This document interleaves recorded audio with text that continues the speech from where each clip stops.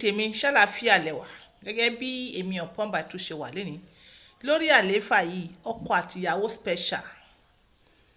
àtìyàwó special yes nílẹ̀ ilẹ̀ bíbà èèyàn kan sọ fún mi pé gbogbo ìgbà náà kọ́ ni wọ́n máa ṣèbá sùn yes ẹ̀rí sọ̀sà ṣòye but ọ̀pọ̀ mo kàn discover pé gbogbo ọkùnrin tó mọ̀ sọ wípé every time kọ́ ni ìbásùn sọ wípé every time náà ni wọ́n máa ṣèbásùn but ọkùnrin tó bá ti ń sọ̀rọ̀ bẹ́ẹ̀ yẹn irú ọkùnrin yẹn kó check ara rẹ̀ it's not too okay yes it's not too okay it's not too okay nítorí pé kí ni tí obìnrin bá jẹun tán tó yó tó wo wájú torí pọ́kàn balẹ̀ tó wo ẹ̀yìn báyìí torí pọ́kàn balẹ̀ tó ṣe alhamdulilayi kí ni the next thing wàhálà ara rẹ̀ ó gbéra ni fún àwọn obìnrin tó pé o èmi sọ pé àwọn obìnrin tó pé o èmi sọ pé àwọn obìnrin tó ń bínú o àwọn obìnrin tó bínú ni mò ń sọ o àwọn obìnrin tó nífẹ̀ẹ́ ọkọ wọn tí wọ́n bá yó tí ọkàn balẹ̀ tán the next thing oúnjẹ ni wọ́n mọ̀ wá fún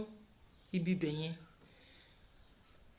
bẹ̀t kí ọkùnrin wá sọ fún mi pé gbogbo ìgbà náà kọ́ ni ìbásùn yes like lórí àléfà yìí ẹ ti mọ̀ pé ọkọ àtìyàwó àti gbogbo nǹkan tó ń ṣẹlẹ̀ nínú inner room la máa sọ like lórí platform mi náà ẹ̀yin náà tẹ́ bá lọ bẹ̀ ẹ̀ rí i pé ìkan mi ni wọ́n tún sọ so ìpele by ìpele ní tẹ́ bá ti dé bíbí ẹ ti mọ̀ pé ìpele tí wọ́n máa sọ lélẹ̀ like apart from pé ọkọ àtìyàwó àti gbogbo dídẹ special like kí la tún fẹ́ sọ bí a tún máa sọ entertainment ṣóyè yín like ọ̀rọ̀ nàìjíríà àwa náà ti mọ̀ pé ọ̀rọ̀ nàìjíríà àfi k'Ọlọ́run bá wa tún ṣe like ẹ má jẹ́ kí wọ́n pe ẹ má jẹ́ kí wọ́n pa ajá lọ́bọ fún yín ẹ̀yin náà mọ bó ṣe ń ṣẹlẹ̀ ẹ má jẹ́ kí wọ́n pa ajá lọ́bọ fún yín ẹ̀yin náà mọ bó ṣe ń ṣẹlẹ̀ kò lè wá dojúrú ní nàìjíríà kó tún wá dojúrú nínú yàrá wa ìkan táwa ń ṣe lálefa yìí nìyẹn Ọlọ́run nìkan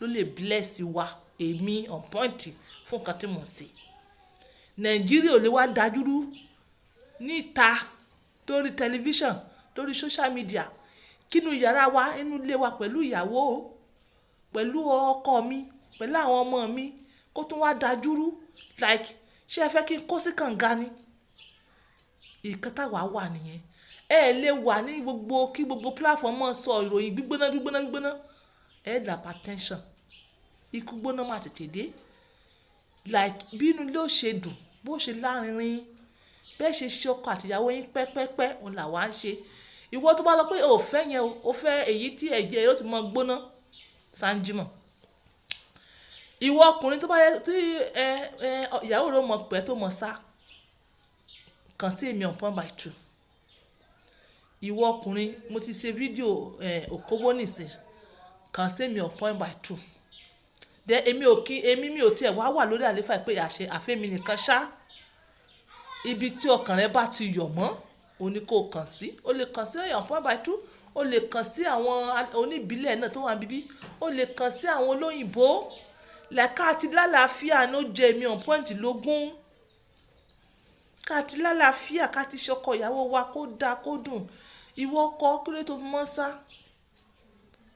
fi mọ́ sá fún ìyàwó rẹ̀ kí ló dé tó òun sá kí ló dé tó mójútó ọ̀rọ̀ ara rẹ̀ ìwọ ìyàwó náà a ti sọ̀rọ̀ lákìrìbọ̀tò ṣé ìwọ jẹ́ lákìrìbọ̀tò ni kí ló dé tó fi mọ́ hánà ọkọ rẹ̀ ìwọ ò mọ̀ pé advantage wà nínú pé ọkọ àtìyàwó ń bára wọn ṣe nǹkan ni ìwọ ò mọ̀ bẹ́ẹ̀ ni let's take for example nsìn mo ti sọ advantage bí ìbálòpọ̀ ọkọ àtìyàwó gidi gan sẹ́yìn bẹ́ẹ̀ mo tún wá fẹ́ showcase another bigger one sìn obìnrin bá fẹ́ ní àrùn tá à ń pè ní cancer kọ́nà ń gbé wa lékè ìwọ tó bá ń ṣe abẹ́ tó mọ́ sábà ṣe abẹ́ fọ́kọ rẹ̀ tó sábà ṣe tó bá ṣọ́ra ó lè jẹ́ pé àìsàn cancer yẹn ń dààmú pelvic ẹ̀ like èèyàn tó bá fẹ́ ní pelvic cancer àti bóyá cancer of the uterus ọlọ́mọjàre ó burú jáì àti bí ìbálòpọ̀ lẹ́tí máa tètè detect ẹ̀ ṣe ẹ̀dẹ̀ mọ̀ pé wọ́n sọ wípé early detection cancer ó lè fún yín ní total cure tó bá wá kí jẹ́ kí ọkọ rẹ̀ fọ́ kàn ẹ́ báwo ló ṣe fẹ́ detect pé something is wrong under ẹ̀yin náà wò nǹkan tí wọ́n ń pè ní breast cancer.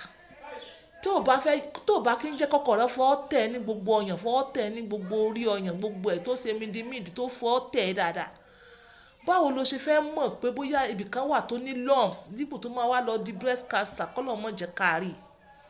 Like ẹ̀ ń ṣera yín, ẹ̀yin kan ẹ̀ wọ brazil ní pọ̀npọ̀npọ̀npọ̀n báyìí, ẹni mọ́ fọkàn yà mí o, mọ́ fọkàn yà mí o. Tí wọn ò bá fọkàn, báwo lẹ ṣe fẹ́ mọ̀ pé nǹkan kan ṣe ẹ́ lágọ̀ọ́ ara? Báwo lẹ ṣe fẹ́ mọ̀ pé lumps kan wà ń bẹ̀? Obìnrin tó bá mú ọyàn rẹ̀ léròkúrè kò lè ní cancer. Èyí tí wọ́n filẹ̀ tí wọn ò mú, tí wọn ò fọkàn, tí wọn ò tọ́jú, ó ní cancer. Ibi abẹ́ obìnrin tí nǹkan lọ léròkúrè níbẹ̀ tó lọ léròkúrè ní títọ́kọ o, mi sọ pé tẹ máa fi lọ kó HIV, kó gonorrhea, kó syphilis. Yes, a ti ń bọ̀ lórí syphilis yẹn tó bá yá. Ẹ máa lọ fi lọ kó syphilis yẹn. Mi ò sọ pé yẹn náà máa ṣèlànà káàkiri o. Ẹ̀yin náà mọ̀ pé tẹ́ bá ti ní multiple partners, wàhálà ni. Tèyí tọkọ yín ta lálùbọ́ríkà ti súnà olè mi on point wà fún lórí bíbí o. Tẹ́ bá ṣe bẹ́ẹ̀, ẹ tètè dictate early cancer. Tẹ́ bá ṣe pẹ̀lú ọkọ yín lóòrèkóòrè, ẹ tètè dictate early cancer. Tẹ̀mí ìwà cancer gan ò lè mú yín, abẹ́ yín ò lè dì. Abẹ́ yín ò lè dìpọ̀, organs ò lè drop. Èmi as a therapist mo mọ̀ nǹkan tí mò ń sọ. Ẹ ṣera ni, ẹ di ara ni, tẹ́lẹ̀ ẹ ṣera yín, ẹ túra ká, ẹ túra lẹ̀ torí cancer, ẹ túra lẹ̀ torí cancer. Ẹ̀yin ìyàwó kan ẹ bora ní gbogbo bẹ̀rẹ̀ bí, mi ní sọ jù bẹ́ẹ̀ lọ o, lè ní yìí, ẹ túra kalẹ̀ free. No matter bí Ọlọ́run bá ṣe fún ẹ nísìn, yes, bóbìnrin bá bímọ 4 tẹ́lẹ̀ tó bímọ 5 tó bímọ 6, ara ò lè dàbí pé kò lè gbéra, kò lè di ọmú yóò lè sí like on point báyìí, kò lè di bẹ́yẹn. Júra kalẹ̀ bó bá bí Ọlọ́run bá ṣe fún ẹ, jẹ́ kátẹ́gùn wọbẹ̀, ayé òye ò níra. Mọ́ fúnra rẹ ní wàhálà, mọ́ fokùn mọ́ra rẹ lọ́rùn. Wọ́n tẹ́ bá ti délé ẹ sọ́ra kalẹ̀ fọ́kọ yín, ẹ mọ́ forú pa ara yín. Ẹ̀yin kan ó wà nílé ẹ̀fẹ̀ fọmọ lọ́mú, ẹ da gbogbo ẹ̀bọ ni, kí ló dé sógun láyé ní? Àná ẹ túra lẹ̀, ẹ túra yín lẹ̀, ẹ jẹ́ kátẹ́gùn wọlé àlàáfíà yín. Ẹ mọ̀ síra fọ́kọ, ẹ wọ ní ọkọ, ẹ̀yin àtọkọ yóò jọsùn lórí bẹ́ẹ̀dì, ẹ wọ brazil, ẹ wọ pàǹtì, ẹ wọ sọtíníkà, ẹ wọ símí, ẹ tún wọ brazil lé. Kí ló dé? Gbogbo bẹ̀rẹ̀ bí lẹ́lẹ́ ní gbogbo apá ẹ̀. Nílẹ̀ lẹ́yìn bíbá mo rí kà ní orí social media kan, mọ́ àǹkan kọ́ náà bá mi dáríjì. Wọ́n ní mi fẹ́ sọ̀rọ̀ much nípa àwọn bẹ̀rẹ̀, let me just mention what he said. Ó ní bó ṣe fine tó, gbogbo bẹ̀rẹ̀ bí ló kún ara ẹ̀. Kò sí bóbìnrin bá ṣe fine tí bẹ̀rẹ̀ bí bá ti yẹ tó bá ti pọ̀ jù, ó máa jẹ́ kóbìnrin yẹn look somehow. Like seriously, ẹ túra kalẹ̀, bẹ̀rẹ̀ bí kí ló fà bẹ̀rẹ̀ bí moist. Ẹ jẹ́ kátẹ́gùn wara yín náà. Ọlọ́run nira tó yìí náà. Ọlọ́run nira tó yìí. Tí wọ́n bá sọ fún ẹ pé báyìí, ìwọ náà tún béèrè sí báyìí, ṣé lóòótọ́ ni? Ṣé báyìí ló ṣe jẹ́? Like we are in 2020, 2022, 20th century. This is on point by 2. Using my words for others. Bye for now.